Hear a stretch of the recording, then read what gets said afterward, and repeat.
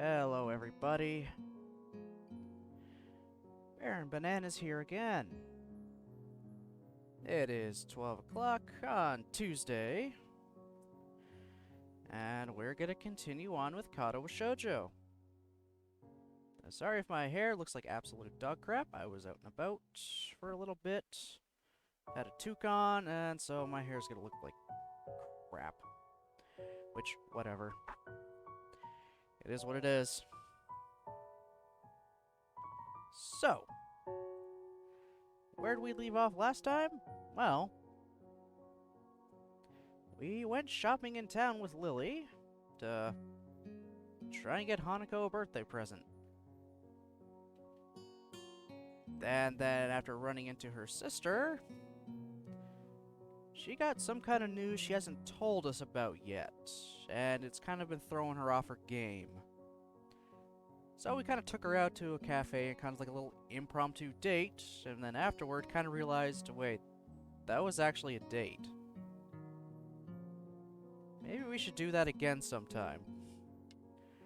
So there's obviously some mutual interest between the two of them.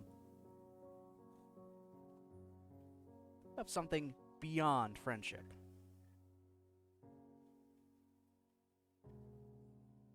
So now it's the day of Hanako's birthday. And we are right outside her door. After being told when and where to go.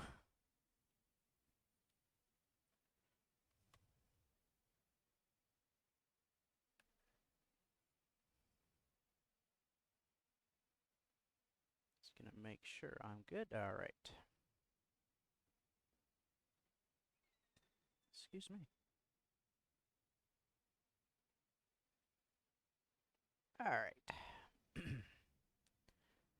A brief and muffled exchange of words can be heard from the other side.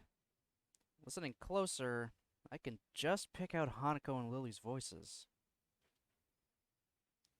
As they finish, Lilly calls out. Might that be Hisao?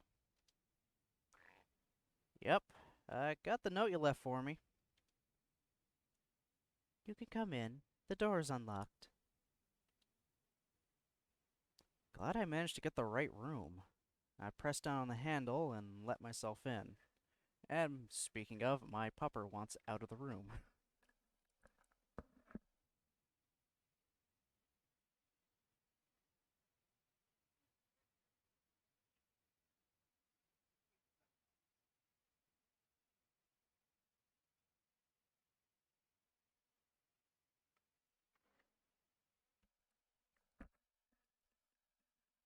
Of course, the other dog was just lying right up against the door, too. Those two are nuts. I love them. As the door swings open, my greeting to them is stolen from my mouth.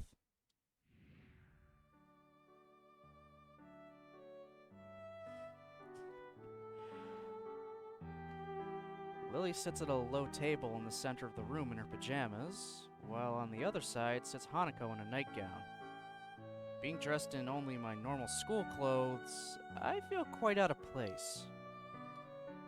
Yeah, what are you gonna do, Sal? Rock up in here in your boxers?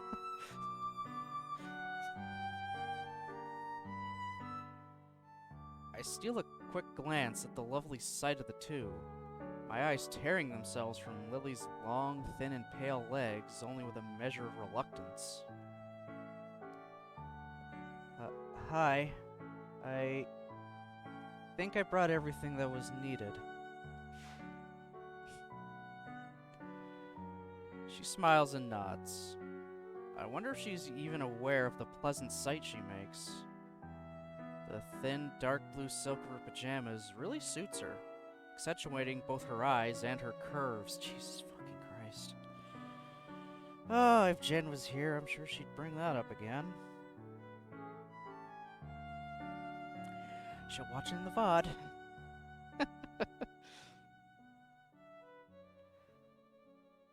The look of her last night, that tentative and almost shy demeanor, seems all but replaced by her coy nature.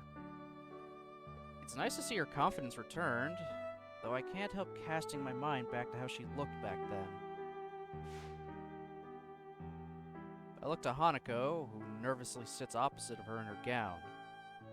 It isn't a surprise that she'd wear something so conservative, though it definitely looks cute. Hi, Hanako. Happy birthday. Thank you. She's unusually skittish, despite the fact she's warmed up to me considerably over the weeks we've come to know each other. This is a pretty unusual situation, I guess. Feel free to take a seat, Asao. I'll just pour you two some tea. Sure thing. Lilly takes the steaming red teapot from the side of the table and gently pours its contents into our teacups as I take a seat beside them, setting my bag against the nearby wall.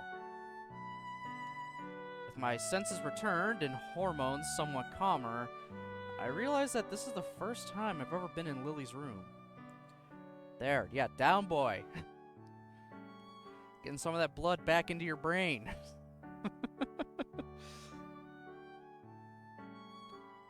The first thing I notice is the ambient smell, just slightly different from that in mine. Probably faint perfume or nail polish. It could be anything of a girl's, really. Bruh. You can have your room smell nice and not be a girly thing. Would you rather your room smell like B.O. all the goddamn time? No.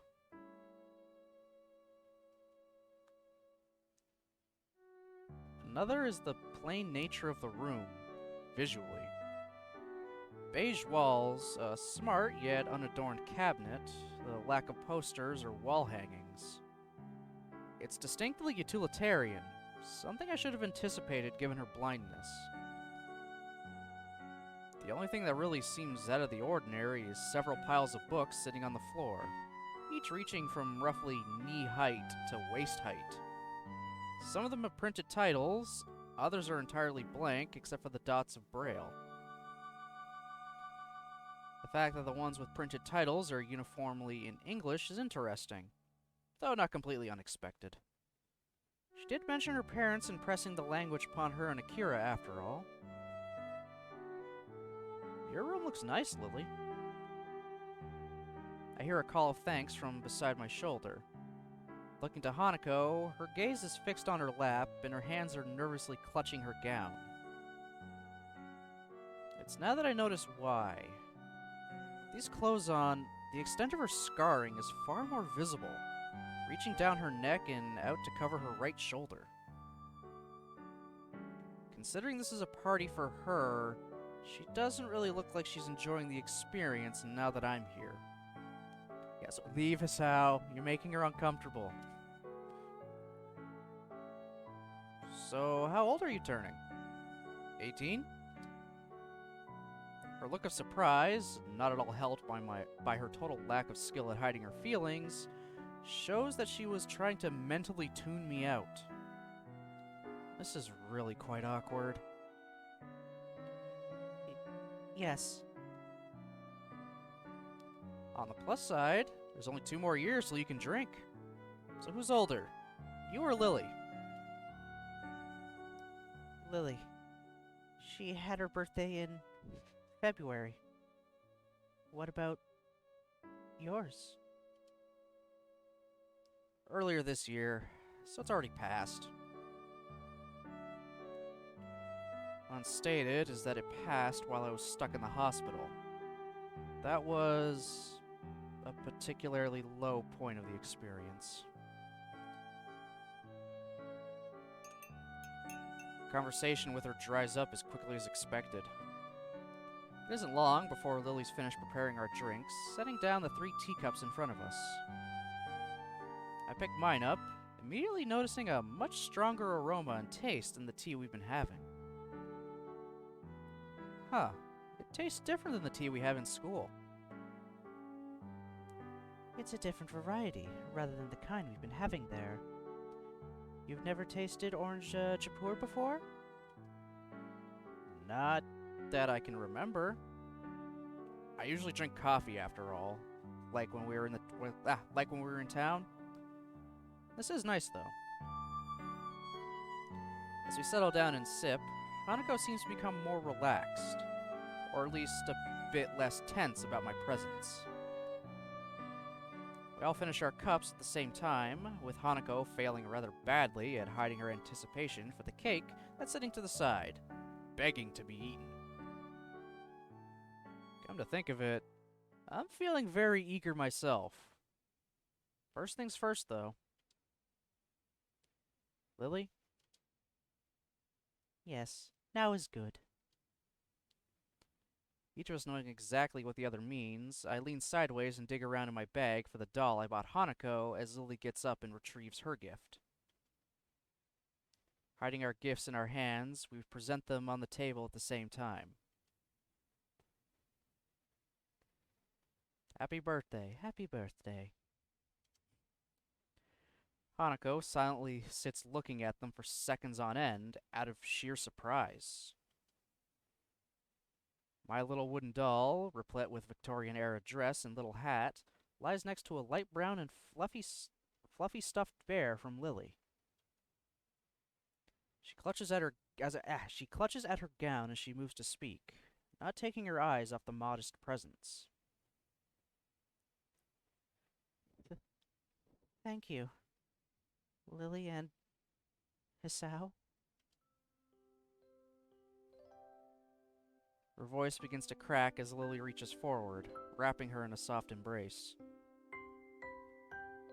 The sight of Hanako holding Lily so tightly is heartwarming, so much so that I couldn't wipe the smile off my face even if I wanted to.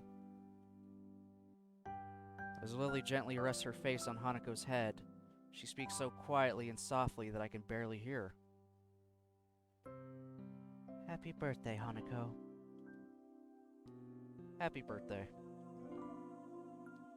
Hanako gives a small nod, holding onto Lily for a time before breaking off and wiping an eye.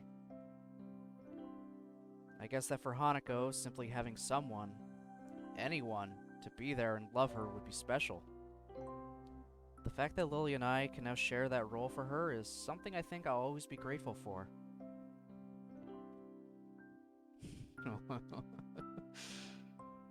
Hanako gently takes the doll and teddy bear, holding them both to her chest as she warmly smiles. For a long time, all three of us simply sit in happy silence. Quiet is not broken until Lily's soft voice beckons. Shall we have at the cake then? Her proposal is met with two looks of unhidden anticipation. No argument from me. Okay. Whew, that was good. I contentedly sit back, both Lily and Hanako looking just as satisfied with the food as I.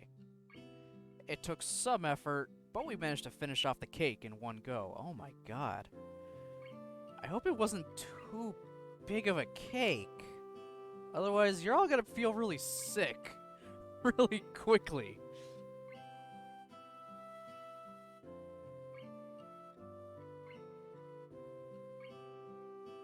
One moment.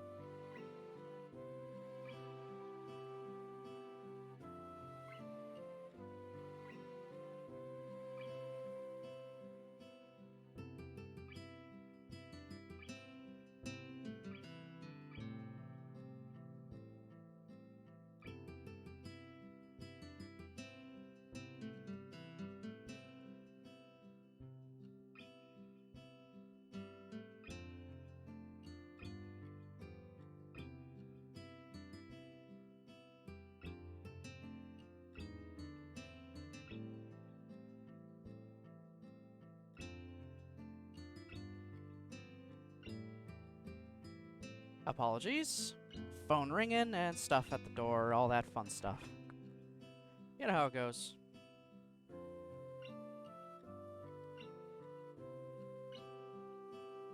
I don't think I could fit any more in. I think next time I'll buy a smaller cake. Okay, so they did get a fairly big cake, and they all ate it themselves. My god. Ooh. Hanako and I give a chuckle, but can't help noticing that come this time next year, we'll have graduated from Yamaku. That fact is somewhat depressing, since I finally feel as if my life is starting to get back into some kind of order. Oddly looking around Lily's neat and orderly room, her books catch my eye once again. This may be a little impetus, but my curiosity gets the better of me. Besides, I don't think she'll mind in any case. Hey Lily, do you mind if I take a look at one of your books? You're quite welcome to, Hisao. That said, if you can overcome 2 language barriers, I would be quite impressed. 2? Braille and... oh, right, English. She gives a nod. I knew you were studying English, but I'm still amazed that you're this proficient at it. One could say it's the perfect way to avoid people borrowing my collection. She says it in jest, but I'm a little disappointed.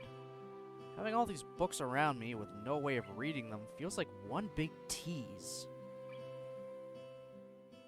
Hanako giggles quietly as I reach over the closest pile, plucking the topmost book with only a cursory glance. Death on the Nile, in large letters on the cover, is the only printed text to be seen.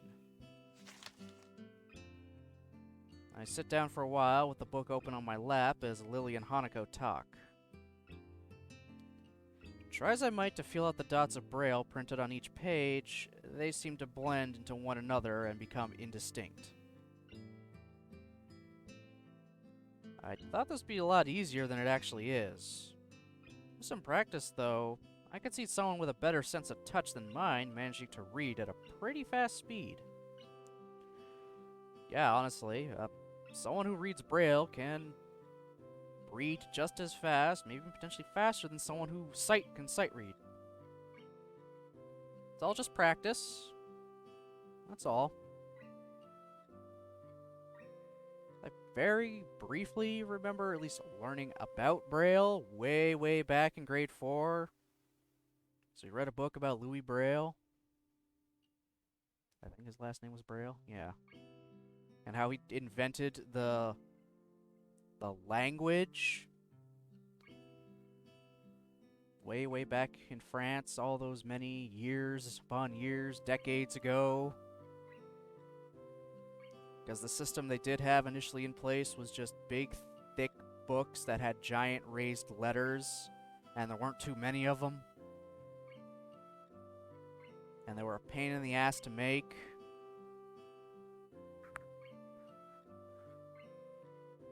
Then they tried some other feel systems similar to Braille based off of a military thing, but there were too many dots and it became too confusing after, like, if you're trying to read, you can get jumbled up pretty easily.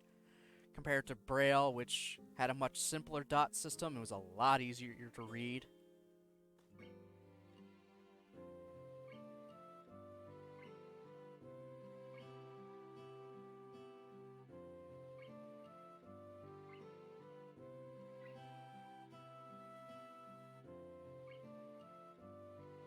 Yeah, of all the things I remember from grade 4, it's learning about Braille and me hating my grade 4 teacher. Mostly because he was, I just didn't get along with him. Not to say he wasn't a good teacher. I just didn't mesh well with him. Plus, I mean, it's grade 4. I'm like, what? 10 maybe? I don't know. Kids are weird. Some teachers just kind of get a little fed up after a while. So who knows?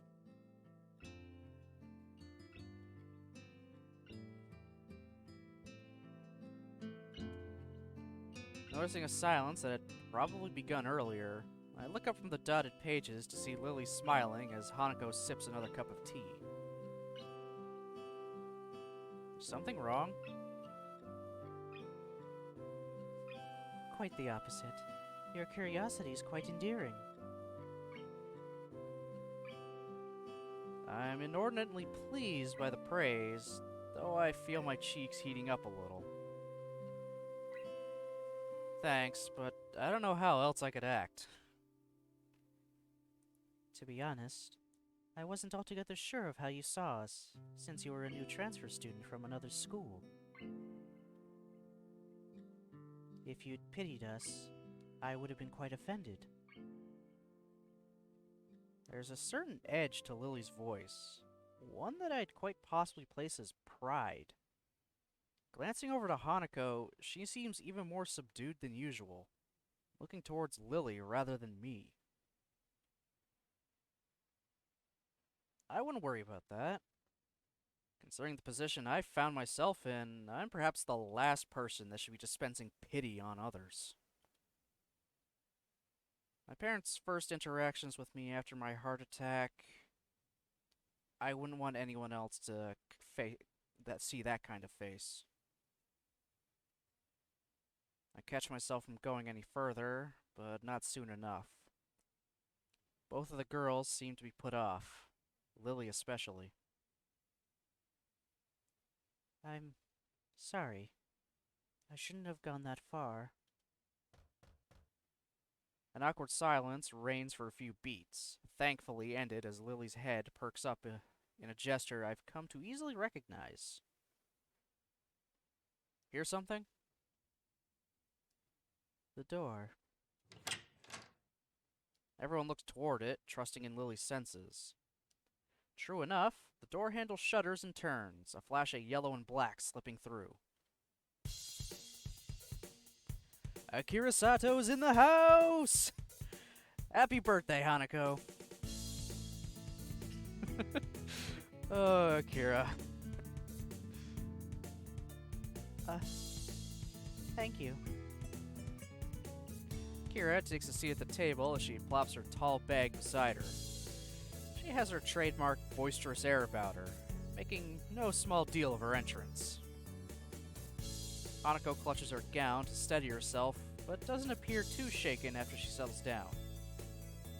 I guess she must have met Akira before. Not a huge surprise, given how close Akira and Lilly are. Akira doesn't seem to be the least bit put off by Hanako's scarring, despite its prominence, but also doesn't pull any punches in how she acts, despite Hanako's shy nature. I thought you said you'd have work, Akira. Did you manage to get off for a while? Kinda. Feel bad about ditching the guys doing overtime, so I gotta get back soon. But I felt bad about not coming to your cute little Hanako's birthday too, so for now, I'm here. She grins wildly at Hanako, who flowers into a full blush as she pins her eyes downward toward her lap. Her mouth seems to widen and retract over and over, as if she was trying to suppress a smile out of embarrassment. It's a little strange how her reaction seems to be more immediate and forceful when she's embarrassed by the way she looks. All she manages to give in return is a tiny nod, failing to hide her appreciation to any great extent. Not that many people give her positive attention, I suppose. It makes me respect how well Akira can handle her, making her happy, compared to what little I could do. Now then, before I go... She reaches into the bag beside her and grandly displays its contents. Out come 2 large glass bottles, both with long French names on the labels. Hanako's expression is an odd mix of surprise and curiosity, and I suspect mine's no different. Lily, not seeing the proceedings, is oblivious to what's going on. Akira, this isn't... What is it? Wine. One red, one white. Akira! That's... Relax, relax. It's not like Shizune's here to scold you. Lily has a point. That's not exactly allowed on campus. Or anywhere, really. We're still short of the legal drinking age, remember? Rich words for someone practically drooling as he examines a bottle. Just got me there. I am genuinely interested in trying some. Even just a little. While Hanako may not be handling one herself, her look does tell me that she's far from opposed to the notion as well. Lily rubs her forehead, giving up the fight that she knows Akira would win due to simply not caring enough about those funny rules and regulations. Just don't breathe a word of this to anyone in school, please. I beg of you. I'm not stupid, don't worry.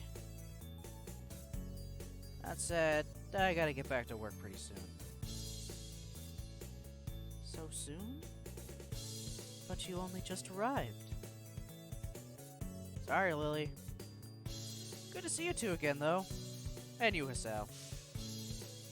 See you later, then. Goodbye, Akira. She levers herself up with a grunt and waltzes out of the room, leaving us alone with the two items on the table.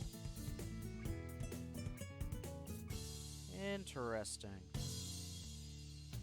Lily gives a nervous giggle at her sister's antics as Hanako takes a wine bottle. So... What do you think, Lily? She rests her elbow on the table and pinches the bridge of her nose, thinking things through. She really doesn't seem to be able to keep up with her sister. Who could keep up with Akira? Seriously. Well, it's already here. We may as well have some. No sooner does she say it than I take a quick glance around the room for glasses. A small groan above me reminds me that Lily retired to rest on her bed for a bit a few minutes ago. Almost completely drained of energy, I managed to stand up and drag myself to the side of the bed, sitting down and leaning my back against it. Good God. Lily's groan sounds lifeless. Too much to drink. My head hurts. Yep, too much to drink. Or rest my head back and idly stare at the ceiling. What an unmitigated disaster. Like proper idiots, we all drank the night away with one glass after another. Hanako simply fell to the side asleep, and it's a miracle I don't feel as ill as Lily. Hey, Hisao? I'm sorry about today. I didn't think this would happen. It's fine, Lily. To tell the truth, I had a lot of fun today. Really? I think Hanako did too. No, she certainly did. There's a short silence before another groan resounds from the supine Lily. You okay? As you said, I just drank too much. What's the time? The time? It's... I quickly look at my wristwatch, its numerals barely legible in the gloom. About midnight. Curfew's in effect then. Yeah, guessed as much. I'll have to sleep here for tonight. As soon as I say it, I hear the sheets moving as Lilly starts to sit up. Hanako? No, go back to sleep. Don't try to get up. Isao, I have to... You're in worse shape than me by any stretch. Get some rest. But what about... I'll grab some spare blankets and put them over her. Don't worry. As I give a deep yawn and stand to retrieve them, I hear her lie back down with a soft thud. Thank you, Hisao. No problem. It's the least I can do. You look outright wasted. I'm not... wasted. Just a little bit... tired. She starts pouting, a slight slur beginning to distort her words as the alcohol takes hold of her again. I grab a couple of blankets rolled up at the end of her bed. Quietly walking over to Hanako, I carefully lay the blankets over her peaceful sleeping figure, making sure not to wake her up. The thick smell of alcohol coming off her breath makes me doubt she'd wake up no matter what I did, though. I stand and take one last measure of the room. 2 girls, both very drunk, and one guy sleeping overnight with them in the female student's dorm. What a scandal that'd be if it broke out. As I move to sit back down at the side of the bed, I steal one last glance at Lilly. Her sprawling, disheveled figure lies resting peacefully, slightly turned to the side. I crouch down to get a better look. Her white skin blends in with the white pillow of the bed, a look of slumber-born peacefulness on her face. Usually she seems so confident and forward, always there and caring for Hanako. Now, though, she seems painfully delicate. I think back to Hanako's presence. I thought it'd be a nice occasion for her, but I'd hardly expected it to be so moving. One birthday after another, year after year. Just she and Lilly, all alone. I guess it wasn't just the presents she liked. Resigning myself to an uncomfortable sleep, I sit down at the side of the bed once again and rest my tired arms beside me. Hey, Isao? Lily's voice is so quiet I can barely hear it. She must be on the verge of sleep. Yeah? Thank you. Thank you? For what? For being here. That's okay. As I hear a deep breath, it's obvious Lily's gone to sleep. After closing my eyes, it doesn't take long for slumber to take me as well.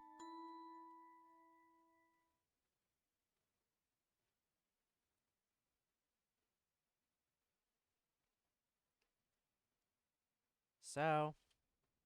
Isao, are you... The soft, barely audible voice lingering in my ears slowly wakes me. I wish I could have awoken like this more often. With a mumble, I slowly open my... Whoa!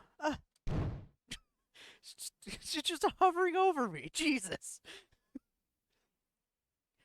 Taken by surprise, the face hovering curiously mere millimeters from mine, I make our heads collide with a harsh thud.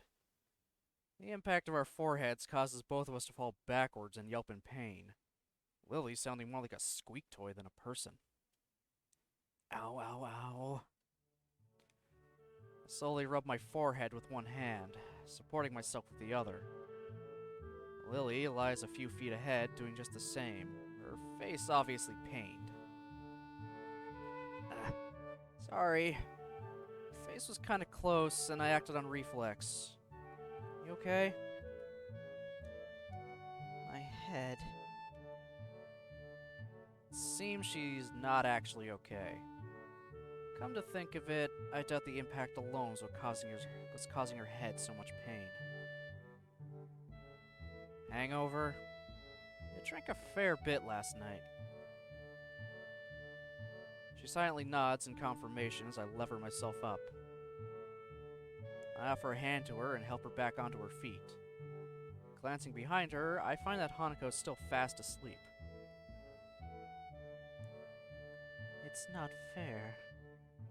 I only drank as much as you did. That's very different from what I remember. And anyway, girls have a lower tolerance than men. Maybe?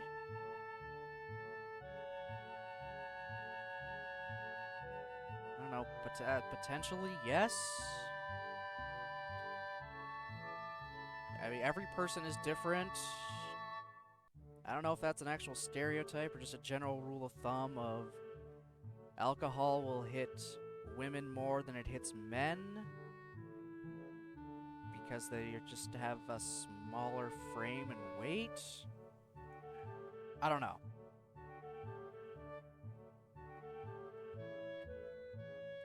I have no idea on that.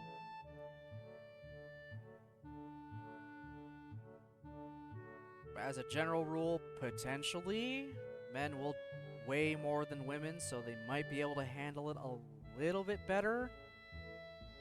But yeah, it's different person to person. Each person's got a different metabolism. So I don't take too much of issue with this. That doesn't help. Fine, I'll get you a glass of water. Just be careful not to trip over Hanako. I rub the sleep out of my eyes, or at least some of it, as I walk to the counter. Tending to someone with a hangover isn't the way I like to spend a morning. It only takes a few seconds for the glass to fill, a clear water reflecting the sliver of light that makes its way through the thin curtains. Looks like Lily's taking a seat on the side of the bed. I walk over to her while taking care to step over the peacefully sleeping Hanako and place the glass into her outstretched hands. Thank you. No problem. I take a seat next to her, the soft bed having a surprising amount of give. She drinks slowly and methodically. A long silence passes, with only Hanako's soft breathing to be heard. With some measure of guilt, I look at Lily's face and attempt to read her expression. Her brow is furrowed, and she looks to be lost in thought. For a moment I hesitate, but eventually place a hand on her shoulder in an attempt to reassure her. I didn't expect her to flinch rather noticeably at all, though. Sorry, I didn't mean to... Lily quickly shakes her head in a manner somewhat more violent than usual for her. She takes a long breath to steady herself before letting her head sink. I must look terrible right now. I move to protest, but quickly realize it would be futile to do so. That said, I want her to open up more. If you want to talk about anything, I'm here. Lily gives a self-deprecating snort, as if to mock her own emotions. There's just a lot happening right now. I'm sorry for being so strange recently, especially back when we were in town. Even now, I'm a bit confused about everything. Believe me, I know how that feels. She smiles wistfully, resting a cheek on the backs of her fingers. We're a couple of broken young fools, aren't we? Come on, don't say that. Come graduation, we'll be back out in the real world. The real world? Sometimes I surprise myself with the way I think about things. I guess the strange divorced feeling of Yamaku and the surrounding town, compared to the outside world, still hasn't become natural. Maybe it never will. It's strange, in hindsight. Being isolated from society like this doesn't feel as bad as it probably should. A wry grin on her face, Lily seems to share the same sense of amusement at the idea. Eventually, though, her smile drops. I'll be going back to Scotland for a week or two soon. Is that why we had to reschedule Hanako's birthday party?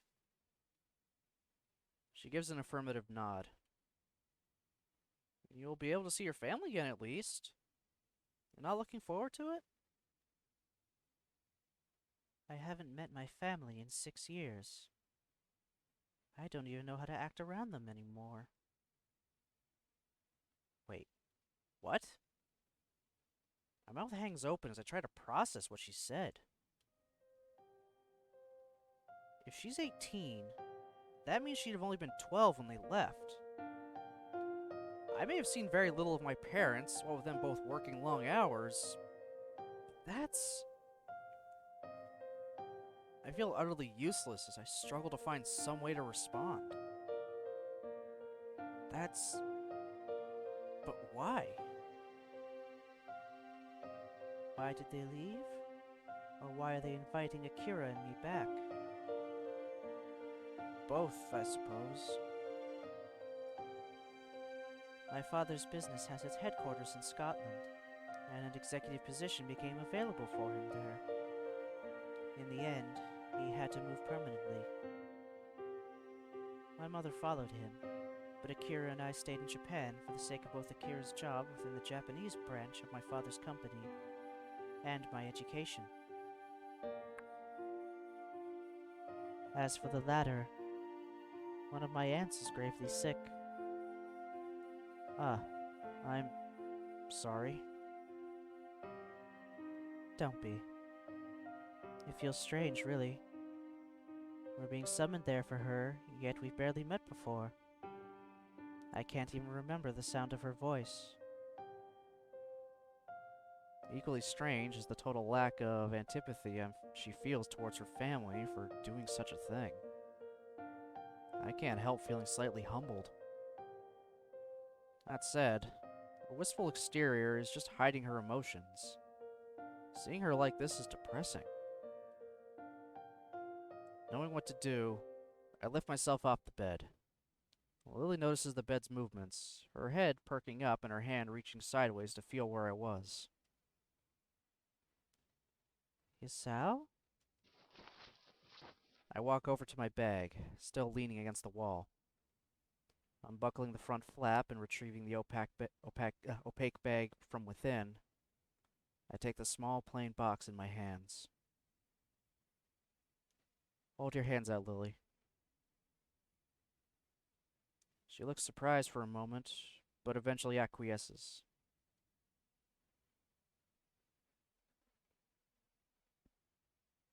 I'm amused by her look of curiosity when I place the music box in her open palms, her typically delicate way of handling it making it seem as if it were fragile enough to break if breathed on. She wordlessly brings it in front of her face, her slender fingers feeling out its contours and patterning. Eventually, her fingers find the recessed line between the lid and body of the box, and her thumb effortlessly pops open the lid.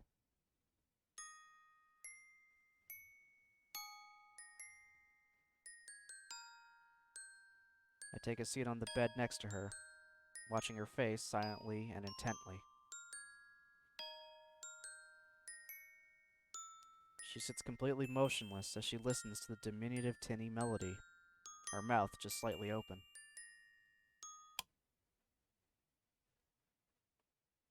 It takes a long while before she closes the lid with a small snap, bringing the curtain down on the miniature performance playing in her hands. The smile on her face, gentle and wistful, shows that I made the right decision. Think of it as a going-away present for your trip to Scotland. I will. A restless shuffling can be heard from the floor in front of us, the sound having woken Hanako. She climbs out of the blankets I put over her, looking befuddled and wiping the sleep from her eyes. I can see you're finally up. Mm-hmm. What? Hanako looks around the room with her eyes only half open, her mind far from being awake as her body. Her dazed state makes me and Lilly chuckle. As Lilly gets off the bed and tends to Hanako, I take one last look around the room. I guess I'd better get going then. There'll be questions if I'm seen leaving the girls' dormitories in the morning. Goodbye, Hisao. Oh, goodbye. I stand and walk to the door, picking up my somewhat lighter bag along the way. After I leave the room and enter the hallway, though, I hear Lily's footsteps behind me. What's wrong? Without a word, she strides up to me. I freeze as I feel her hand slide onto my cheek, seemingly every nerve taking in the feeling of her fingers and palm upon it. Immediately after, her face slowly moves next to mine, a light, momentary touch of her lips brushing against my other cheek. For a moment, everything seems to stand still. I absent-mindedly bring my fingers to my cheek, as if to try and recapture that fleeting feeling. Lilly. That's my thank you to you, Hisao. Thank you? For your present. Have a nice day in school. And with that, she disappears behind the door and gently closes it, the muffled voices of her and Hanako audible through it as much as they were yesterday night.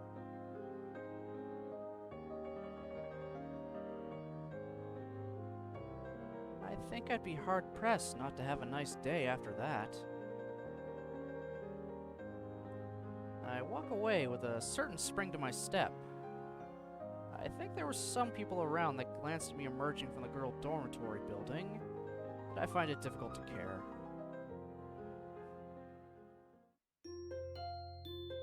She kissed your cheek, man. You're getting there.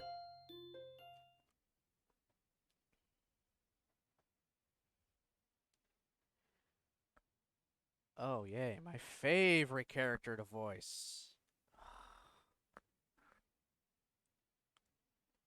Hee-chan?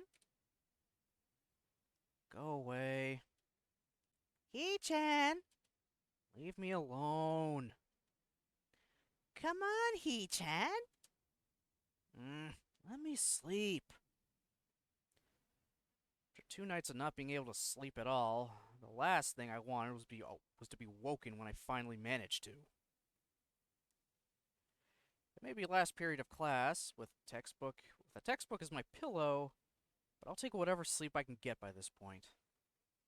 Oh, okay, M turns the music off. Interesting. See, Hee-chan? Even She-chan wants you to get up. I don't care what Shizune wants. Leave me alone. Jeez, Hee-chan. I'll just have to wake. Wait. What's Misha going to do? You? This is bad. I'm up. You don't have to. I can feel my face flowering into a scarlet red blush. Students still in class are sitting bolt upright and staring at the shouting fool who was sleeping just moments before. Damn it. I let my head smack down back on the table with a noticeable thud. Insert wahaha here. Misha's trademark uncontrolled laughter reverberates through the classroom. As I turn my mournful eyes to the bespectacled Shizune beside her, she carefully adjusts her glasses, desperately trying to maintain a look of serious disapproval. Narrowing my eyes, I can see the badly hidden grin spreading across her face. Et tu, Shizune?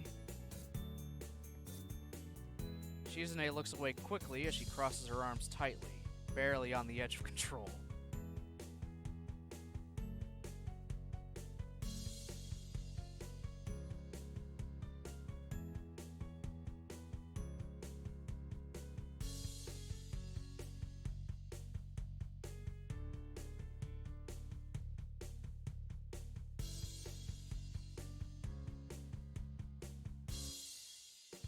Insert wahaha here.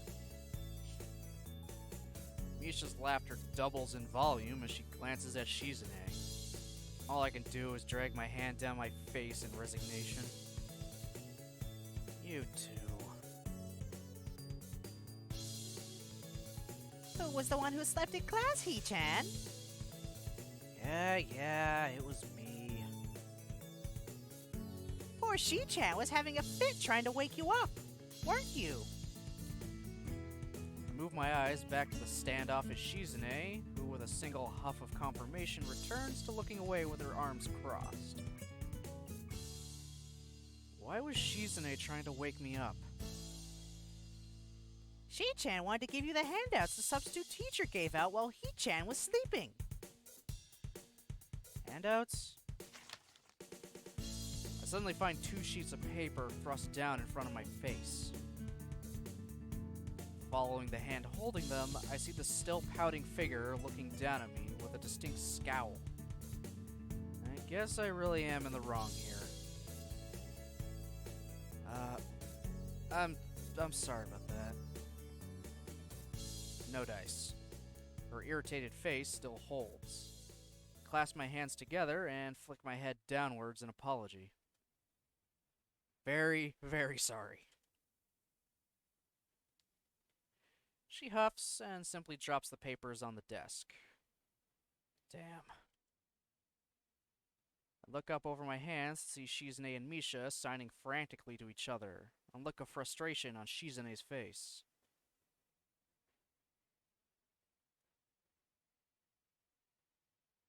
It looks to be less of a dialogue and more of a triad, whatever. Words. She's just going on and on and on and on. Triad, punctuated with sidelong glances at me. To say it's unsettling is an understatement. The two suddenly stop signing and look at me in unison, both having exactly the same look of disapproval. In one fluid motion, Misha's hand suddenly extends high above me and comes rocketing down. Before I can even hope to react, my head is sent bouncing up and down like a jack-in-the-box. I quickly bring my hands to my head, more out of reflex than actual pain. Ow! What was that for? I open my eyes, see the two grinning at each other while exchanging an enthusiastic thumbs up. She-chan says she forgives you now, He-chan. Could you forgive me with a little less force next time? Answer wahaha here. I look at the two with a blank face. Misha and Shizune 1, Asao 0.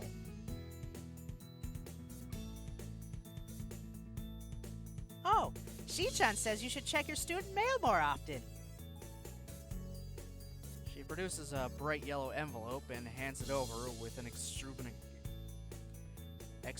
grin. Strange. Who could have written me a letter?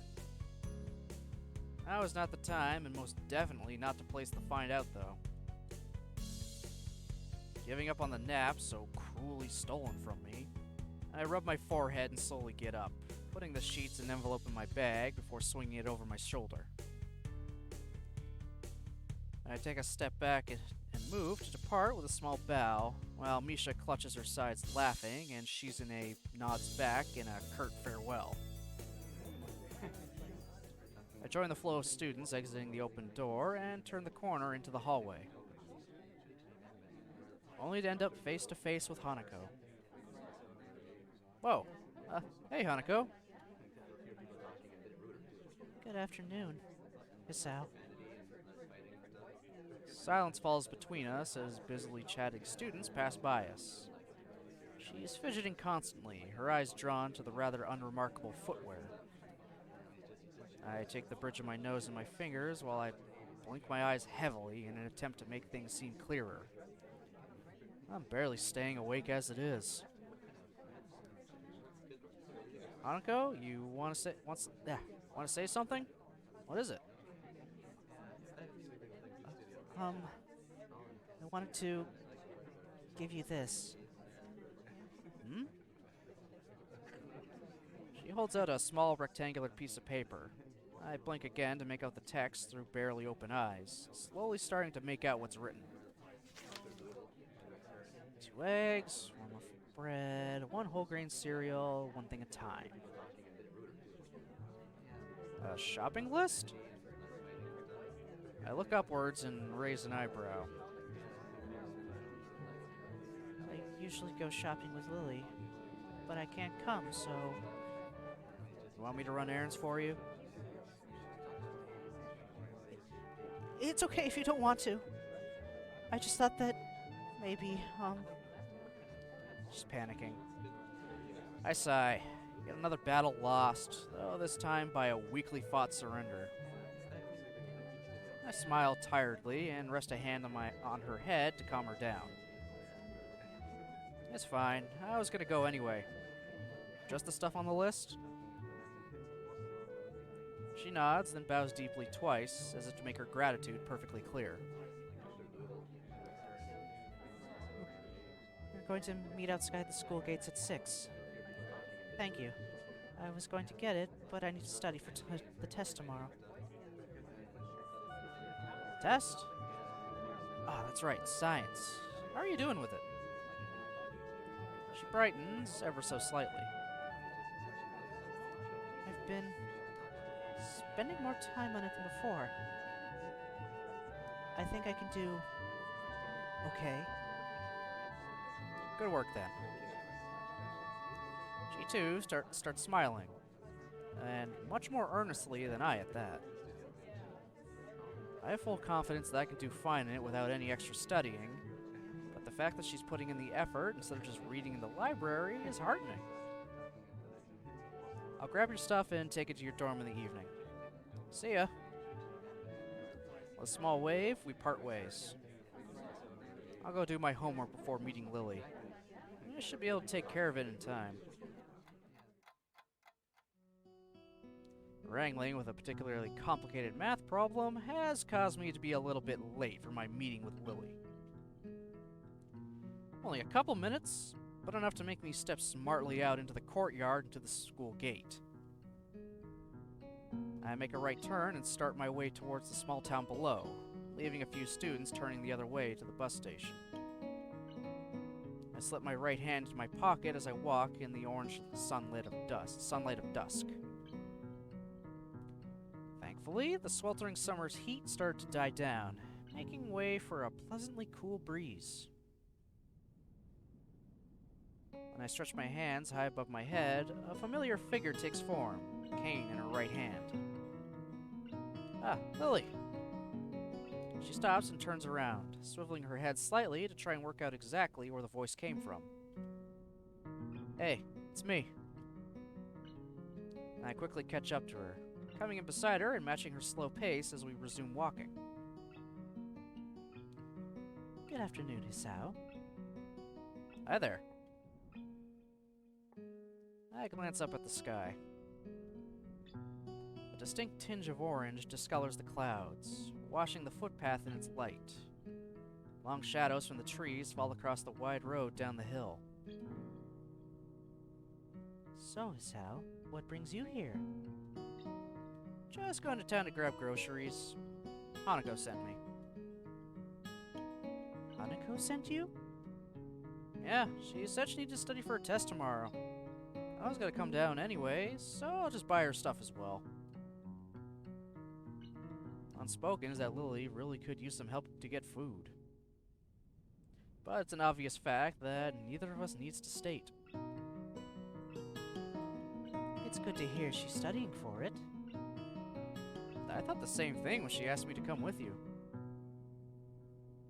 Continue walking down the street, the familiar sound of her cane echoing through the air as we go. Except for the occasional passing car and the leaves whispering in the branches, there's a blissful silence. Thank God I can finally relax for the first time today. I glance over at Lilly. That porcelain face of hers never seems to lack that air of relaxed confidence. I guess the same could be said of her personality, too. As she silently walks, her face remaining pointed to the street ahead of her, I look ahead and savor the cool air blowing over my face. This is probably the calmest moment I've had since the about-face my life took so recently. To have it while walking to get some groceries? What a weird life. I feel the crumpled up note rubbing against my hand in my pocket, and pull it out to check its contents. Let's see here. Eggs, bread, cereal, thyme, lettuce, shaved ham. That sounds like quite a bit to carry back along with your own. Yeah. Just how much does this girl eat anyway? My mind suddenly clicks that, yes, there actually is a person beside me. Wait, I mean... She laughs wholeheartedly. My, Sao. Her giggles punctuate her words, though she's making little effort to suppress them. Quite direct today, aren't we? Yeah, you got me there. Still, it is quite a bit. Usually I go shopping with Hanako, so I know what she buys. It's the same thing every week. Huh. She a good cook? She gives a nervous giggle. It's usually me who ends up cooking. I used to do so for Akira, so it's no problem doing it for Hanako as well. You can cook? But... A short hum with an amused lit emanates from beside me. I wonder if the fact that she seems amused by my comments so often is actually genuine. Or rather just from a want to make me more comfortable in addressing her blindness? There are ways around it. Some meals are more difficult to cook than others because of being unable to see what I'm doing, but it usually only takes a little more time. Fingers can double as very useful measuring tools, for example. Not super sanitary, but I mean, do what you gotta do. Makes sense, but she have to be pretty careful not to hurt herself. Wonder how many times that's happened, given that it sounds like she's cooked alone for possibly years while Akira worked and her parents were gone. With that, the conversation trails off. Compared to the awkward silences of Hanako, Lilly seems generally content to say what she thinks and stay quiet when there's nothing to say. The slick road under my feet is bathed in an orange glow, the occasional fallen leaf crunching underfoot as we walk. I let out a deep yawn, my lack of sleep coming back to haunt me. Did you not get much sleep last night? I couldn't sleep at all for the last 2 nights. Probably insomnia. Lily's face suddenly becomes worried. Feels like a personal failure every time she gets worried about my well-being. Even if it's generally nice to know someone cares. You have insomnia? Aren't you going to see the nurse about it? Nah, no real need. It's happened a few times before. My meds screw up my sleeping occasionally. I'm sorry. Come on, it's not your fault. At least I shouldn't have any trouble getting to sleep tonight. You do worry me sometimes. I worry you? I reach around and scratch the back of my neck. I kind of want to address this. Hey, Lilly. Hmm? I don't mean to sound weird, but please try to forget about my heart condition. She looks kind of lost. I hardly blame her. I guess what I'm trying to get at is, don't treat me differently because of it. She bows her head slightly, her white cheeks reddening almost imperceptibly. It's only natural to worry about those around you. Well, it's still nice to know there's someone like that out there. Maybe somewhat embarrassing to say, but it's the truth. Lily takes a breath to regain her composure and manages a gentle smile, though her cheeks remain flushed. The final downhill walk to the store passes in silence. Welcome! I suppose I'll get my stuff in Hanako's on the first and Hanako's on the second round. I grab 2 well-worn red baskets from the stack beside the entrance and pass one to Lily. Just as she did before, she lays it on the ground and slides her retracted cane between the basket's handles before picking it back up with her right hand. When she takes hold of my arm in her own, I was surprised at how fast this kind of casual contact became so natural. Mostly due to necessity, no doubt. Shall we? Sure. While we navigate around the store, the odd person occasionally passing us pays us no heed at all. That's nice compared to the stares and whispers around the city. As we reach each aisle, I quickly check with Lily what she needs and grab it along with what I want, putting our items into our respective baskets. It's an odd feeling, to be dependent on so much for something so basic as shopping. Hanako would be practically a necessity for her to pick out what she wants, after all. Right, I'm pretty much done with both my stuff and Hanako's. You need anything else, Lily? No, this should be everything. Off we go then.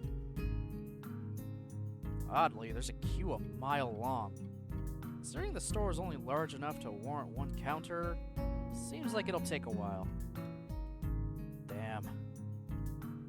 Lily gives an inquisitive look, unable to see the reason for my complaint. The queue's really long. Looks like we'll have to wait. How strange. Sharing the same mood of resignation, we reluctantly take our place at the end of the line. One person finishes, the line moves up. Another person finishes, the line moves up. By the time we finally reach the head of the line, I'm so close to dozing off that Lily has to gently pat me on the back for me to move up. Isao? Sorry. She gives a short sigh of consternation as I move up. Getting the groceries for Hanako and me put into separate bags. Thank you. Please come again. By the time we emerge from the store, Lily's holding a single bag, while I struggle to carry 4. Both hands well and truly full. It's a lot of work, but thankfully the items in them are light. Even without looking skyward, it's obvious that a surprising amount of time's passed, the road outside being dark and lit by street lamps. Once Lily retrieves her cane, we set out back to the dormitories the way we came, leaving the welcoming warm glow of the store. Despite the road being empty of cars, the full bags abundantly make up for the lack of noise, constantly clunking and squeaking together. My, Isao. It's good to find that you're eating well. I'm a grown guy after all. I need to eat all I can. It must be nice being a man. What? Seemingly not noticing or ignoring my surprise at the completely out of left field comment, she continues on without missing a beat. Weight doesn't really bother you when eating most of the time. I get what you mean. Women tend to worry more, tend to worry about that stuff like that more than we do, I guess. Exactly. It makes me somewhat envious, to be honest. Well, it's not like we can outright ignore it.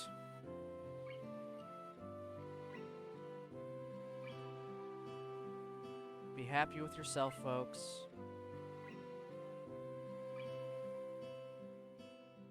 If you're happy being bigger, plus-sized,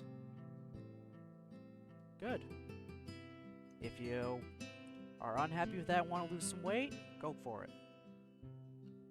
Just be happy with who you are.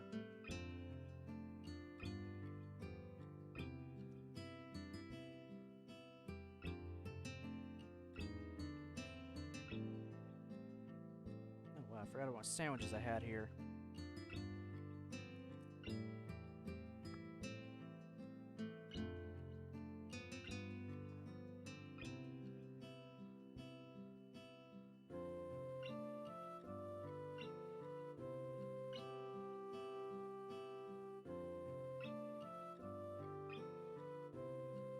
Huh, that's right.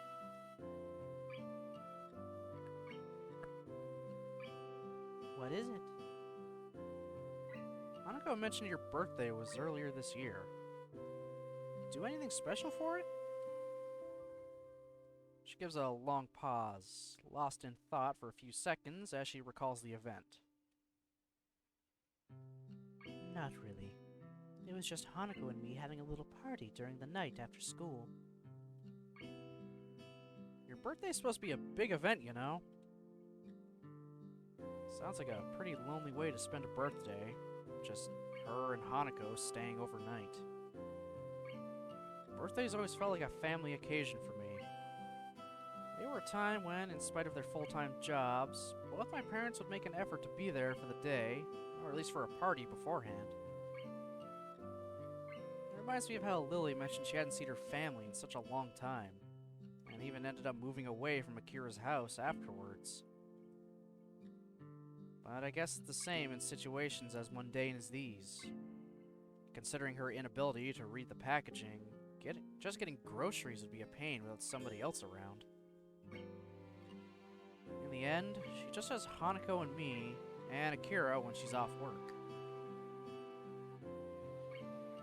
Be that as it may, she still seems to have many more distant friends among the students. Not to mention people like Yuko. Seems to be her own choice that there's such a separation between those who are close to her and those she only socializes with. It humbles me a little to see how much Lilly seems to have her life set up and going just as she wants. Yet, Hanako is there for her to celebrate her birthday, and I'm here helping her with shopping. It's a weird kind of symbiosis, I suppose. Are you alright, Isao?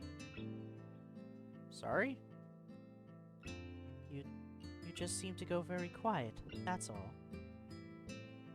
Sorry. I was just thinking. Oh? Now I've piqued her curiosity. It feels kind of overly personal to talk about, though. Just gonna munch on a sandwich real quick before I actually make the choice.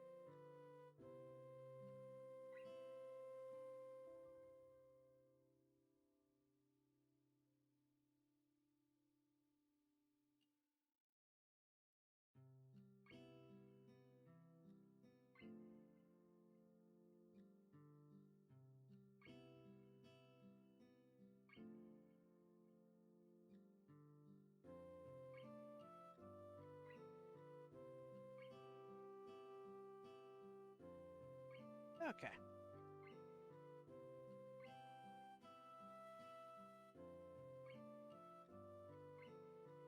Okay, maybe kind of personal, but she's opening up. She's kind of opened up to you a little bit, so should probably open up to her.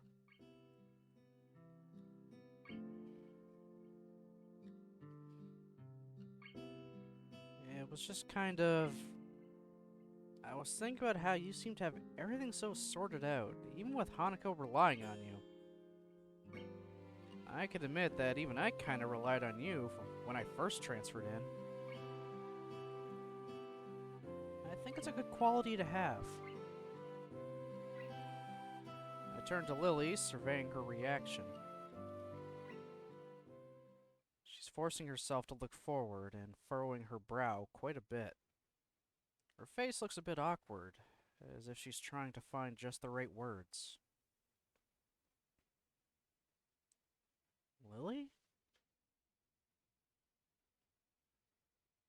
I would thank you, but assuming that I don't rely on the presence of others is too much. You'd be wrong to think that Hanako simply depends on me with nothing in return. She seems to have a bit of trouble saying it, even though it's largely what I'd thought already. She's tried so hard to maintain her independence, as anyone would have to in her position, said it or not. Maybe she finds it hard to talk about her own needs. It's only now that I realize an omission in what she says, though. I decide to follow it up, largely in jest, to avoid things getting too personal. Oh? What about me?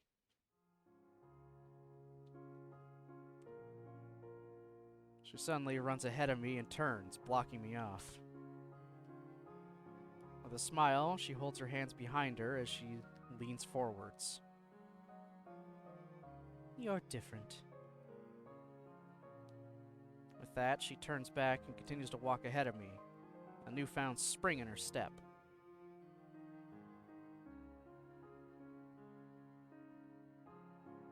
This is also Lily's theme song, by the way, Concord.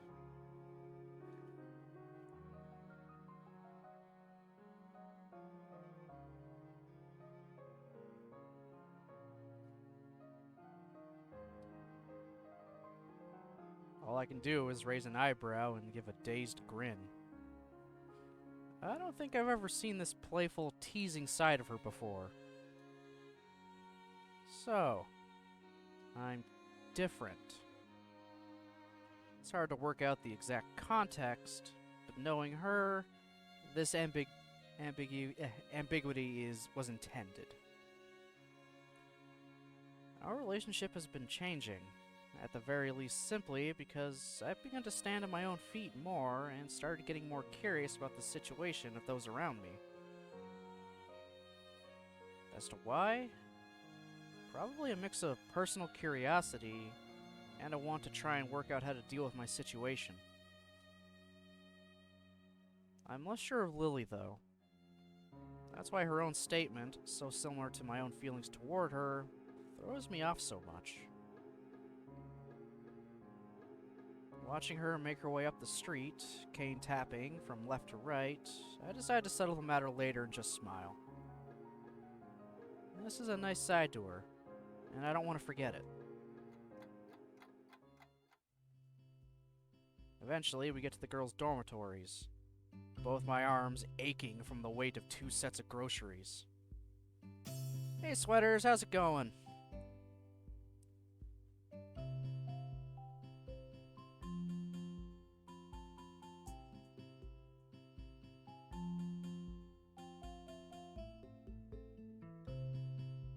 Pretty good, pretty good. That's good to hear.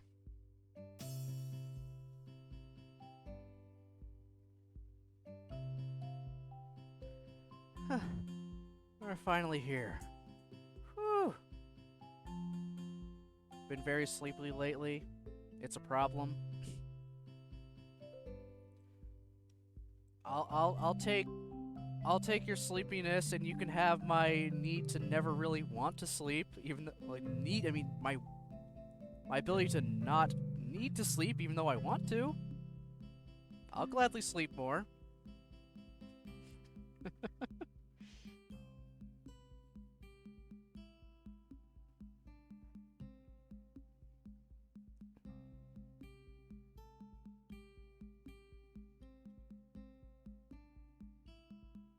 I bend down to wipe my forehead with the back of my hand. Lily stops in front of her door and sets down her bag, fishing around in her pocket for the key. I don't think the shirts have pockets, so that would mean the skirt has pockets? Which, okay, cool. From what I hear, skirts with pockets are, like, really, really good.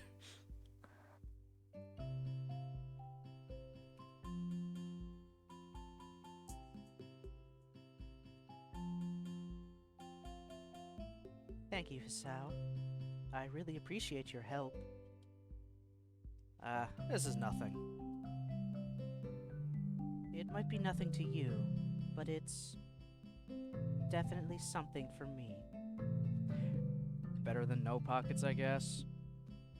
Yeah, imagine keeping your wallet, loose change, keys, and God knows what else just kind of like in your hands at all times. Ooh.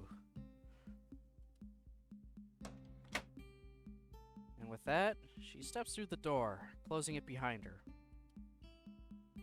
I blink. Those were nothing but honest thanks, but I can't help feeling something different about them. Anyway, I have something else to do before I can mull on that at my leisure. I turn back to the door at Hanako's room and proceed to knock twice in quick succession. The bag still in my hand, rustling together. After a couple of seconds, the door slowly opens. If one weren't looking closely, they could be forgiven for thinking it hadn't moved at all. I twist my head to the side to try and peer through the tiny sliver of a gap between the door and the door frame. Hey, Hanako, I got your stuff. With that, she opens the door completely, making her plain room visible over her shoulder. Sparsely decorated, it's probably even more unremarkable than my room. I hold out my right arm, both bags almost pulling it straight back down with their weight. Thank you, Hisao. I'm sorry to make you carry them all this way. It's fine, don't worry about it. Just don't make me do it every day, okay? I pass the bags to her as I give a lighthearted chuckle. After the initial transfer of weight, she manages to take them easily. I'll be off then. Night, Hanako.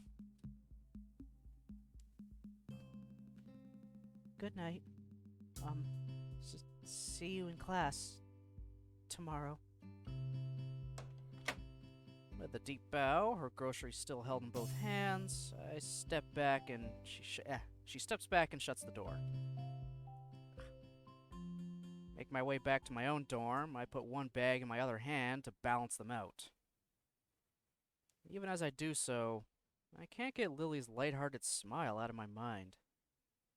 When I'd first met her, it would have been nearly impossible to imagine her like that. Indeed, it feels like we've become closer in the past few weeks since I first got to know both her and Hanako. The time that I spend with her each day, the small exchanges of happiness we share, those small moments of joy as I get closer to her. I'm far from certain, but I don't think these are just normal feelings of friendship.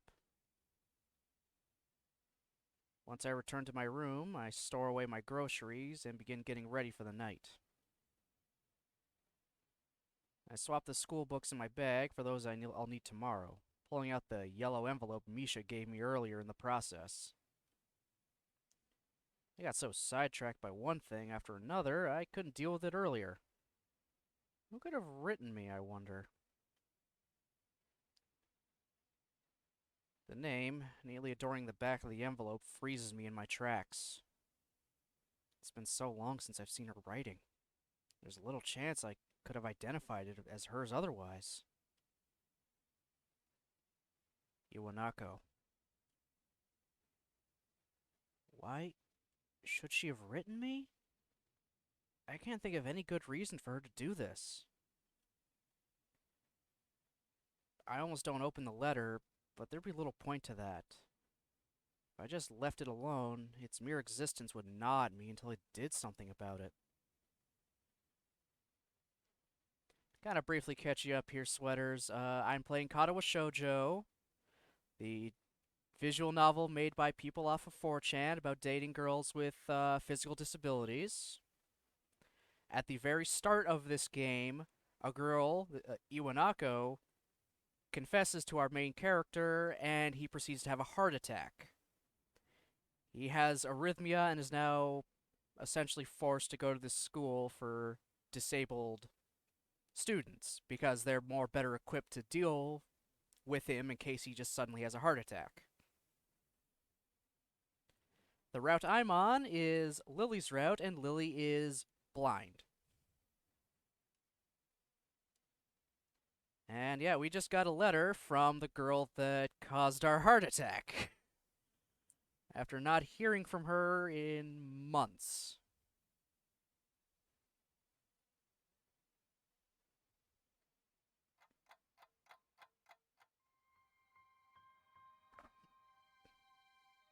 I look down at the piece of paper on my desk, its bright and summery decoration beaming happily at me. The lettering is in pink, jarring badly with the yellow sunflower border on the card. The handwriting is neat. The characters have been written thoughtfully and with an unusual amount of care. I'd barely given the letter a second thought when it was given to me, but now I can't get its contents out of my mind.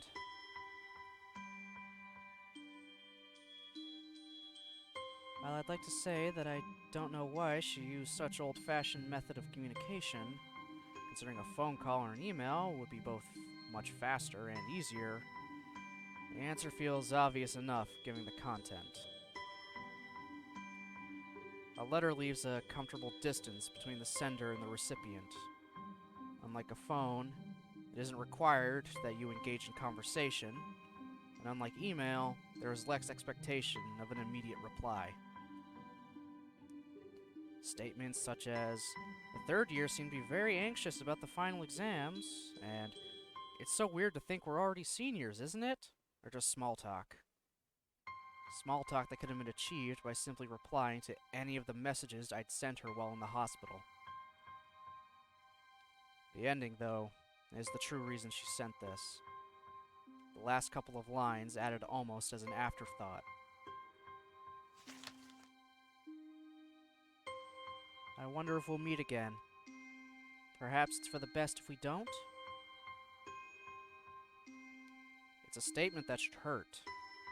I've always heard breakups are nasty stuff, but it feels like this is simply a reaffirmation of what we already knew instead. It's the preceding text, no more than small talk, that makes me feel most uneasy. I can't figure out why, no matter how long I sit here and look down at this bright and summery piece of paper. If you would like to correspond with me, by all means write me back. It's plainly obvious this is not the type of letter to be replied to. In the end, this letter is no more than a simple abdication of responsibility. A final statement to reassure herself that our relationship is over. As such, I find I have little problem in scrunching the letter and envelope into a ball and tossing it into the waste bin, ridding myself of its existence. I go to bed with mixed feelings, cheated out of a pleasant evening by this intruder from the past. Ironically, it takes a while before I can manage to sleep. So, wow, yeah, she essentially sent a Dear John letter 4 months after he got out of the hospital, probably even longer. They weren't even together.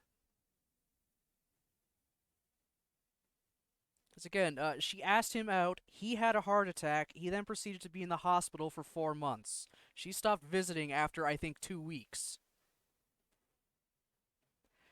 Yeah. Yeah. This game is, woo, makes you feel and think a lot. It's not just a Dear John letter. That's why you hate Lily's route. I mean, the letter kind of gets interpreted in different ways in each route, I'm pretty sure. Yeah, he always draws the wrong conclusions. That's his how. He's not perfect. So welcome back, Doing the Grass. How's it going?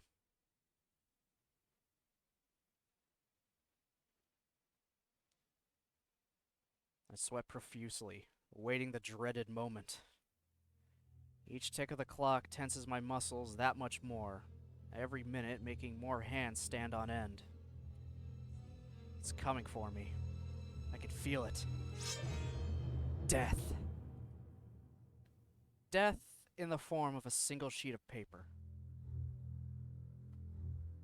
I take the small pile of papers from the student in front of me and pass it backwards after plucking off the top piece. Looking to the top right of the page, I find my fears realized within the small red circle. 43. I hang my head and sigh in resignation. Cursing under my breath, I can feel the aura of a similar sentiment rising from the entire class.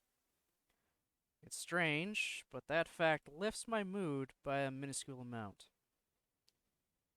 It's going well? Oh, good to hear.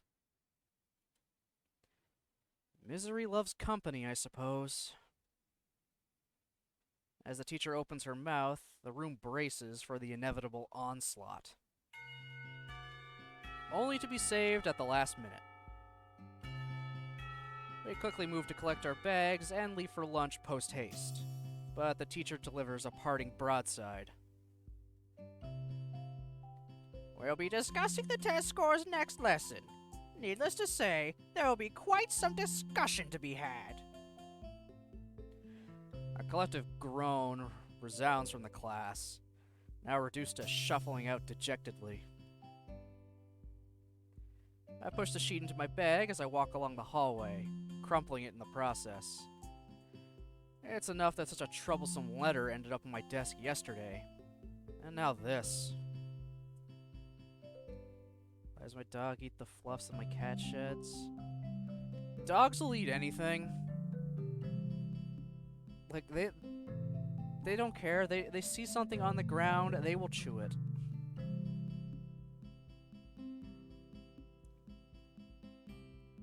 We were cleaning our one dog's ears one time with like an extra long Q-tip.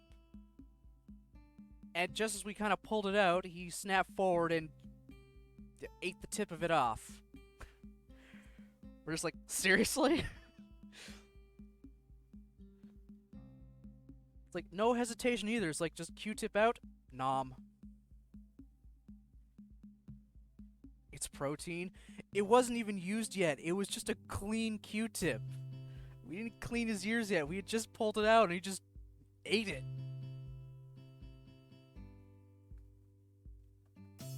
I mean, he was fine. I was just like, oh my god.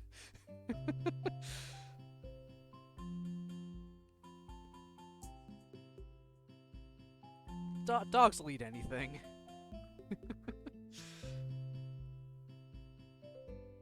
I hate English.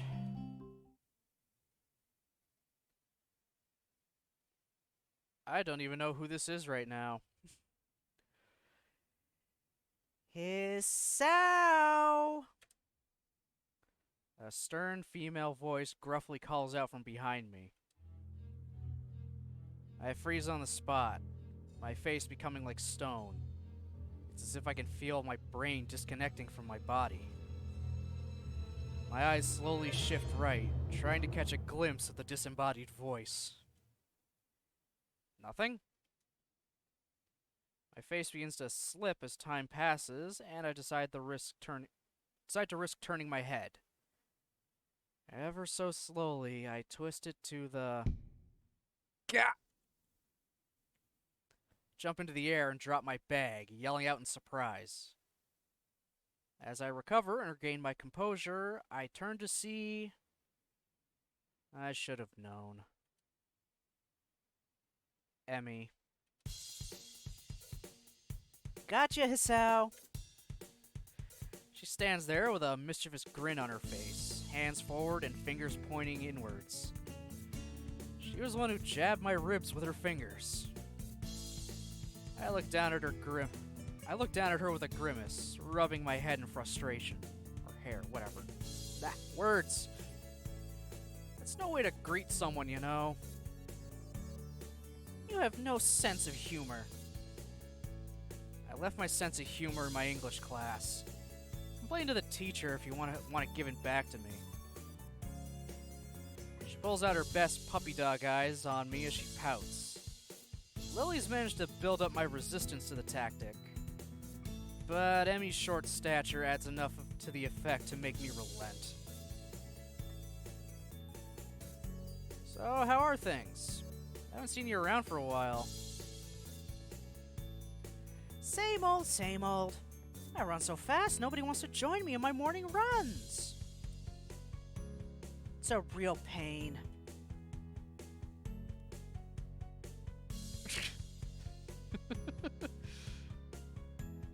Just rocking out to the music, huh?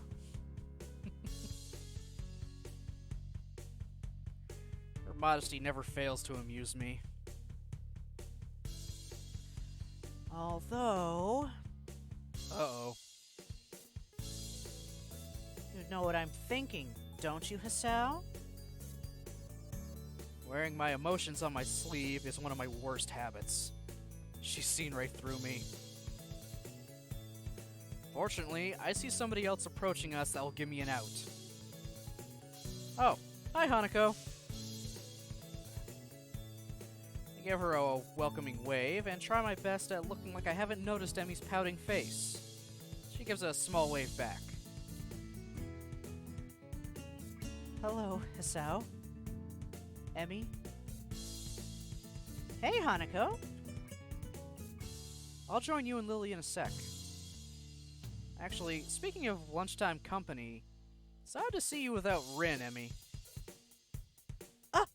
Rin! At a second word, she forgets all about us and bolts off up the hallway. She must have forgotten she was waiting for her. Hanako and I stand speechless, only able to helplessly stand and watch this ball of seemingly boundless energy dash off. Oh yeah, Hisao. She suddenly stops herself just before vanishing around the corner to the rooftop staircase, spinning around to meet our bemused faces. I hate English too.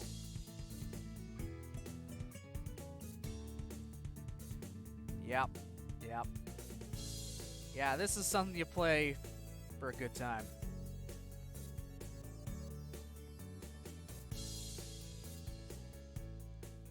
And with that, she disappears.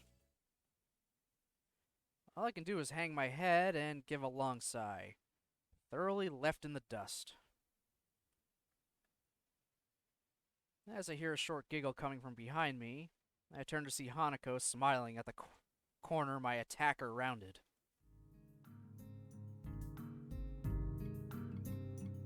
Oh yeah, it's a good song. I pick up my dropped bag from the floor and quickly dust it off.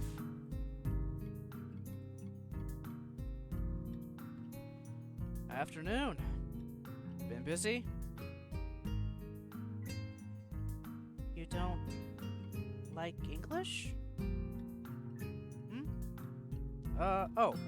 I had a test on it a while back, and Emmy caught me brooding about the results.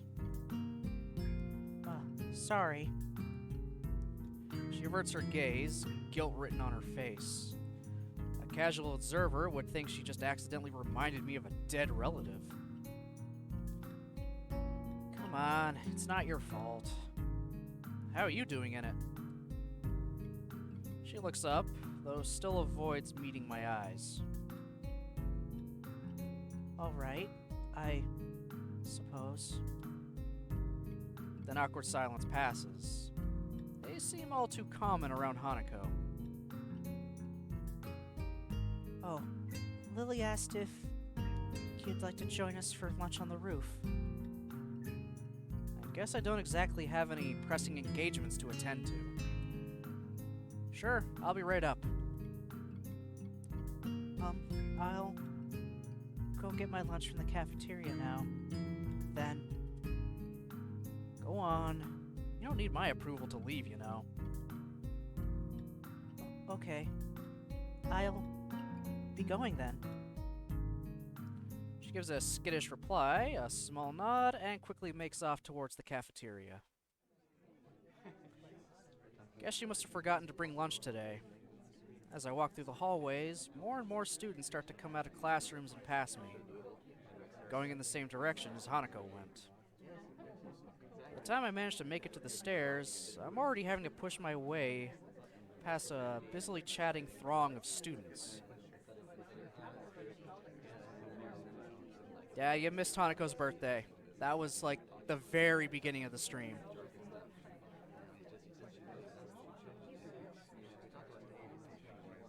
You can still see. Don't worry. You can still see it in the VOD.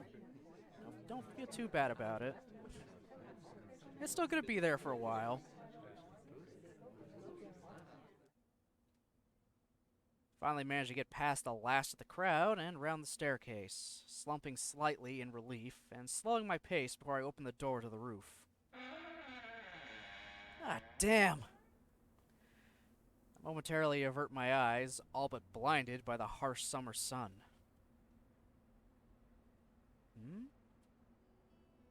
As I slowly regain my vision, the surroundings finally take form. Lilly, Emmy, and Rin sit together on the rooftop, the top of the hilltop forest around Yamaku visible past the fence around them, as if to frame the view. Ah, Hisao! Lilly and Rin give a quick nod of acknowledgement and a deep nod of greeting, respectively. I start walking towards the rather mismatched trio and can't help marveling at the speed with which Emmy devours the rest of her half-eaten banana. Hey, strange to see you three together like this. It seems to have been quite the day of coincidences. Emmy and Rin decided to eat on the roof just as Hanako and I decided to. It's the first game that made me learn a video game theme on guitar. Nice. It's great when you get inspiration from out of nowhere. You stole it! This spot was ours! Simmer down. You can't steal a place in the school. Followed swiftly by Undertale, because of course. Good old Undertale. Gotta learn to play Megalovania. I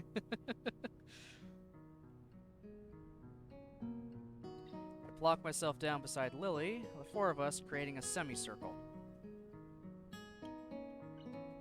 I think she is right. You too? Snowden Town? Okay. Everyone always just seems to, just cling on to Megalovania as like the only Undertale theme. The butterfly is her accomplice. The butter? As I glance around, sure enough, a small yellow butterfly floats across my field of vision. So tell me, how did this butterfly help Lilly steal this spot? It scouted out our conversation and told her. I should have known better than to expect sound reasoning from Rin. Regardless, I guess it wouldn't hurt to play along. You're telling me she can talk to butterflies? There are people who can talk to horses, called horse whisperers. Lilly must be a butterfly whisperer. I bury my head in my hands as Emmy rounds on her strange companion. She doesn't seem to share Rin's sense of humor. Whispers don't work like that. Emmy and Rin continue their banter as I turn to Lilly, who's busily finishing off her small box of curry and rice. So what brought you up here anyway? A little fresh air every now and again doesn't hurt. Ah! Lilly breaks off from her vain attempts to introduce the concept of logic to Rin. That was why we came up here too! Something tells me it was her idea alone, and that Rin only got dragged up here on Emmy's whim. Then again, the same could probably be said of Lilly and Hanako. Now, we can share. The creaking of the door to the roof can be heard as soon as she says the words. A moment of silence falls over us as everyone's attention focuses on the figure appearing from it.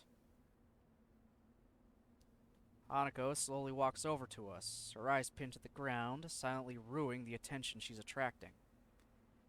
She tenses, just barely, when her eyes meet Rin's. I can't help raising an eyebrow as she walks over to us and sits next to me, doing her utmost to avoid looking up even as she brings her cafeteria bread to her mouth. This is the largest gathering of all the girls in the entire game. The most after this is 3, so having 4 of the 5 is impressive.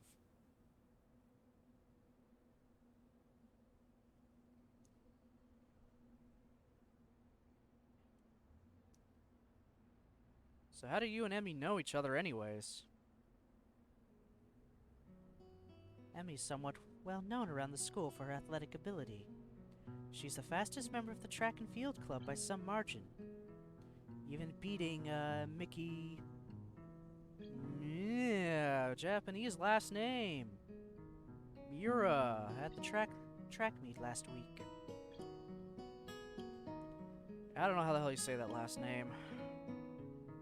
That's the downside of this not being voiced in any way. Pronunciations could be lost.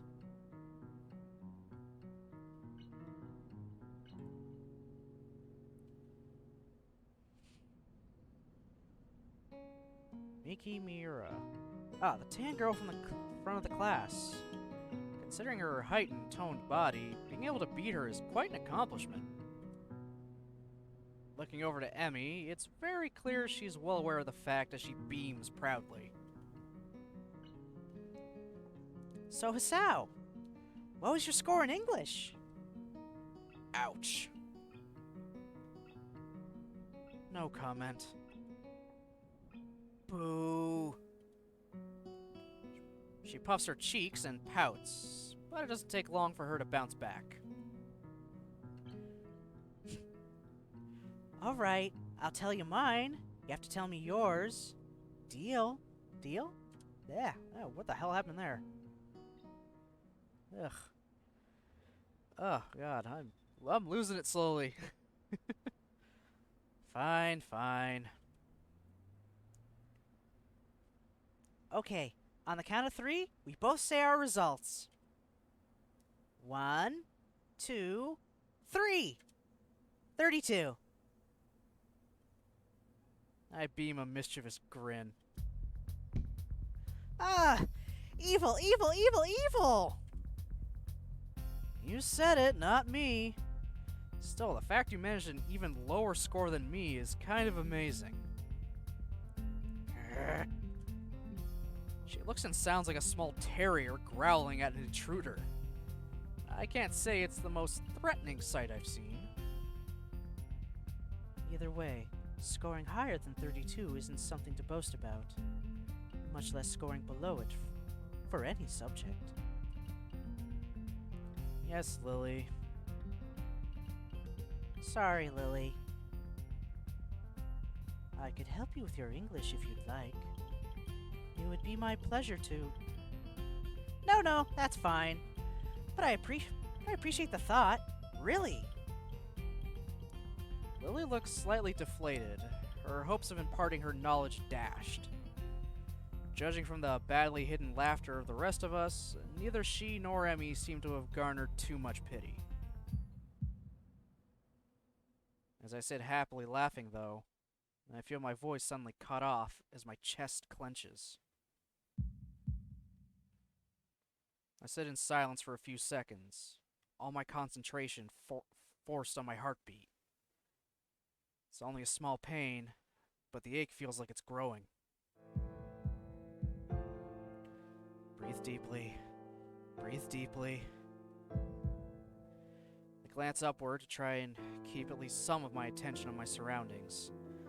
I see Emmy suddenly freezing when she notices my expression of pain on my face out of the corner of her eye. Hey, so? You okay? Yeah, I'm fine.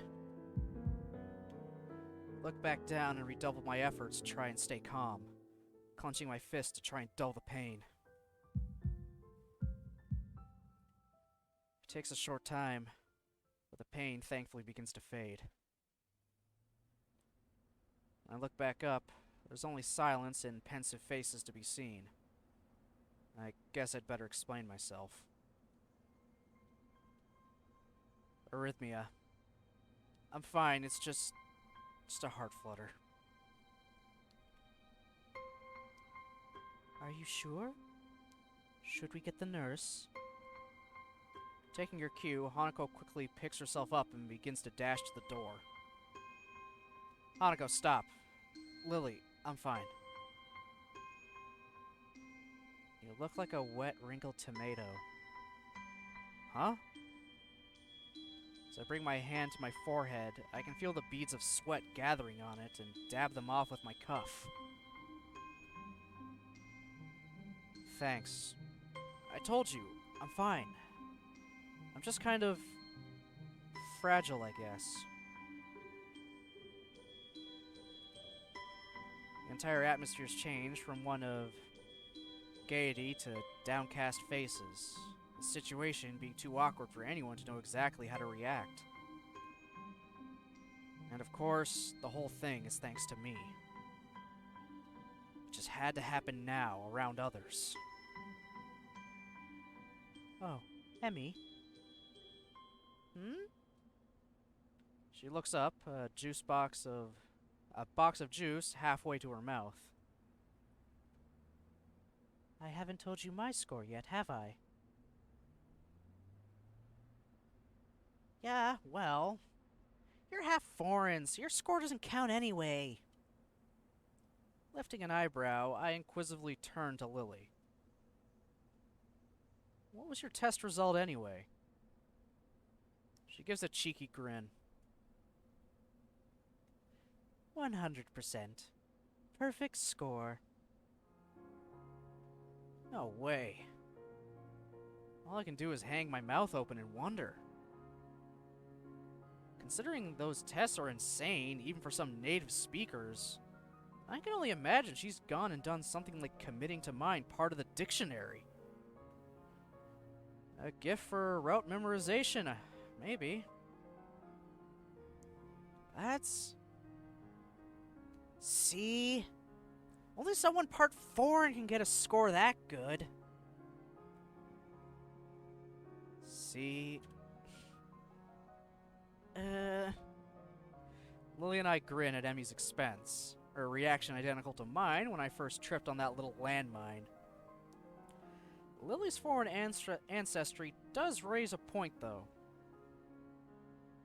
Ah, that's right. You leave tomorrow for Scotland, don't you? That's correct. Emmy heard some rumors about it. It seems word's spreading quickly, considering I only told a friend in my class a couple of days ago. Must be so nice to go halfway around the world on a holiday. Hey, could you buy me something while you're there? Don't be too shy now. Lilly gives a lighthearted giggle, evidently fully expecting Emmy's bluntness. The rest of lunch continues much the same as before, the jauntiness from before my heart flutter thankfully returning in full.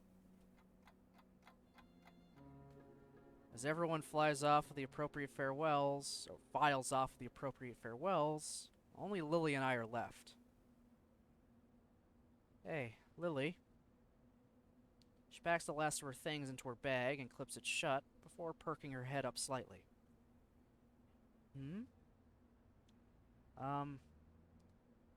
Thanks for breaking the silence back there. I kind of wanted to stop it, but didn't really know how to. As much as I'd like to sound less morose about it, the letter from yesterday, screwing up a test so badly in class, and now my heart make things very hard indeed. She gives an indulgent smile and nods. I hope she hasn't picked up on it, but knowing her, it's unlikely she hasn't. Emmy's strong, but only human. We do worry about you, Hisao. Hold on, why would I worry you? Her smiling face collapses, becoming uncomfortably serious.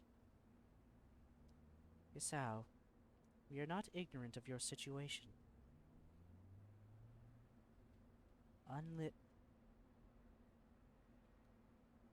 She suddenly cuts herself short, unsure of whether she should say what she intends to.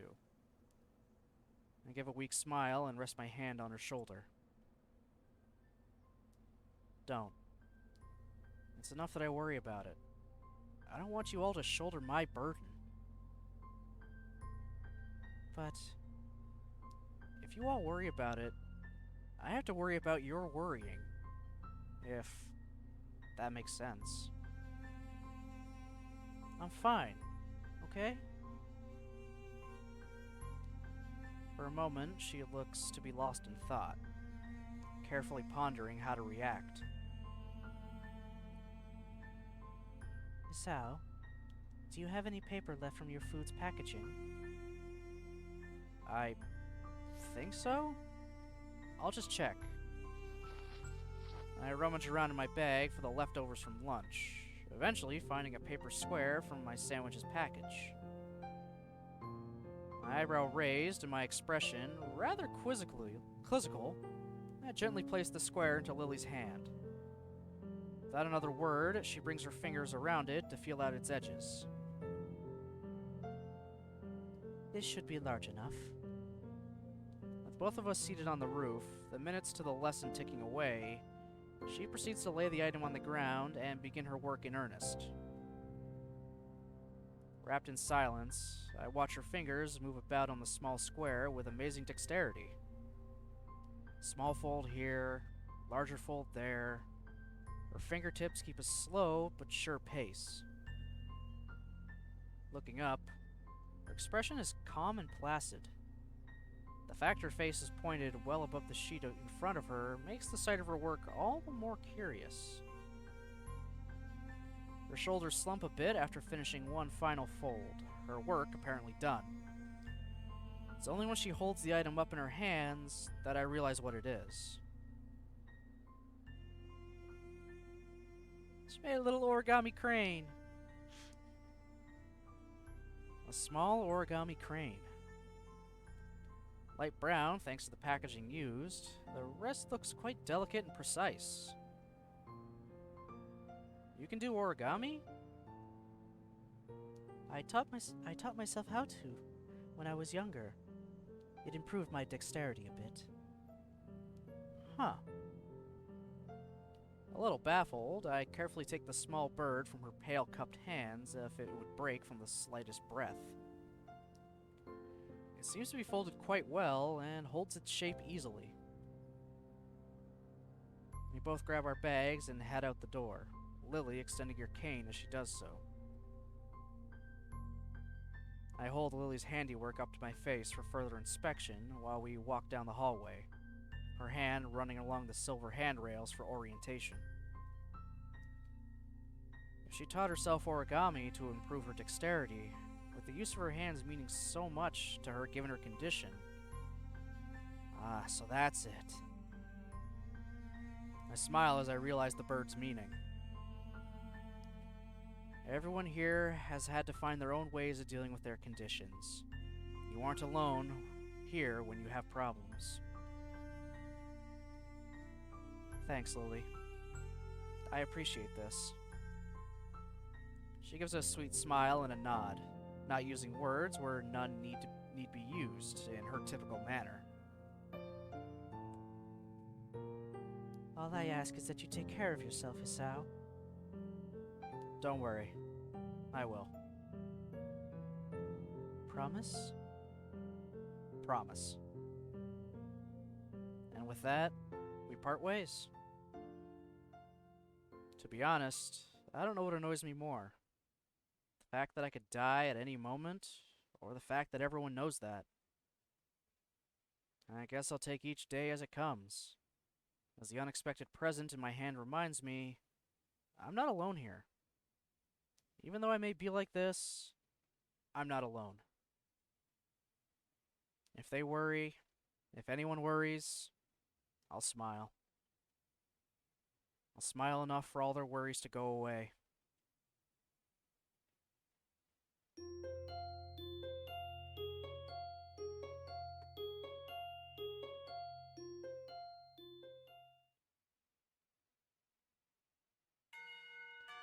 Alright.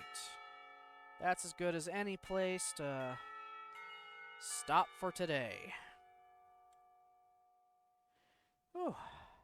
Yeah, got through a fair bit there. So we won't be picking that back up until Monday next week. Tomorrow, 12 o'clock, is going to be Stardew Valley. As will the day after that. Be sure to check out the Twitter for the poll for next Viewer Choice Sunday. I hope everybody has themselves a great rest of the day, and I'll see you next time.